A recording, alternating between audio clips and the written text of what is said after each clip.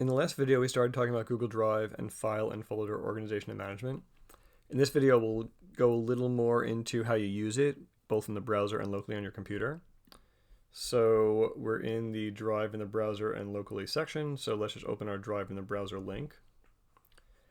And so you'll now see that this is just files in the browser. So I'm in a regular web browser. I happen to be in Chrome. A lot of Google products do work better in Chrome, but they should work fine in Firefox and Safari and other browsers also. And so I'm just navigating files and folders just like I would on my desktop. So you'll see here's my files and folders. On the desktop, here's the same thing. Same number, same everything, same content.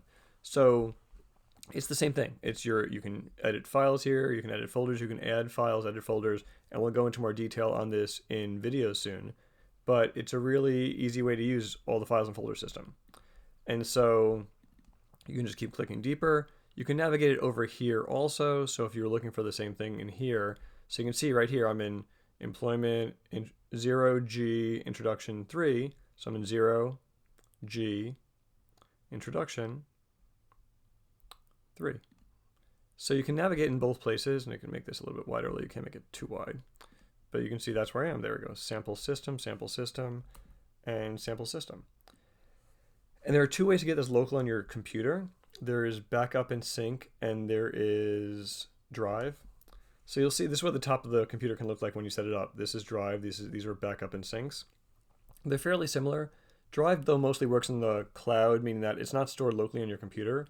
So you'll have the folders on your computer, but not the actual files. If you click on them, it will pull them up because it will just grab it from the cloud from the internet. Backup and sync, though, is more local. So if you do more offline work, if you want an extra copy on your desktop, you probably want to use backup and sync. If you don't mind stuff being in the cloud and not local on your computer, you can use Drive.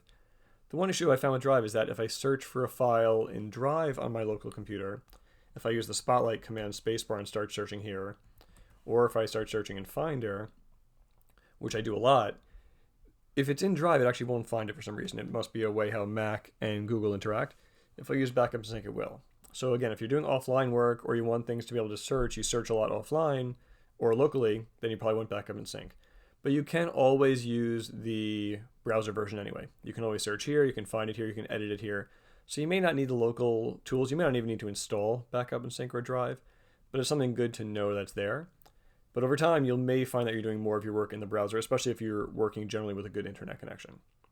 So those are the ways to interact with Drive. It's in the browser, it's locally, but the browser is really powerful, and we'll be focusing on that for most of this section of the course. So you'll see how to do a lot of cool things in Drive. And as I mentioned, though, we'll give you the introduction to all of it, but then when you're ready to do it, what you'll find yourself is asking the internet different questions, or asking me, or asking someone you know, because there's one thing you can't figure out. So let's go a little bit deeper.